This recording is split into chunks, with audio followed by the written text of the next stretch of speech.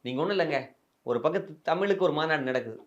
செம்மொழி மாநாடுன்னு வச்சுக்கங்க. செம்மொழி மாநாடு முருகனுக்கான மாநாடு தான். ம். ஏன்னா, இவரு தானேங்க தமிழுக்கு கடவுளு. ஏன்னா, அவங்க அப்பா என்ன பண்ணாரு? தமிழ்ல பாட்டு எழுதி குடுத்தாரு.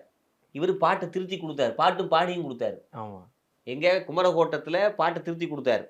திருப்புகழ்ல பாட்ட எழுதி குடுத்திருக்காரு. திருப்புகழ்ல பக்கரை சித்திரமணி பாட்டுல பாதி பாட்டு முருகப்பெருமான் எழுதி குடுத்திருக்கிறார். அப்படிலாம் இருந்து பார்க்கிற போது, தமிழாய்ந்த கடவுளாக முருகப்பெருமான் இருக்கார். இலக்கணத்தின் போது இலக்கணத்துல ஒரு பிரச்சனை வருதா? வருவார். இலக்கியத்துல ஒரு பிரச்சனையா? வருவார்.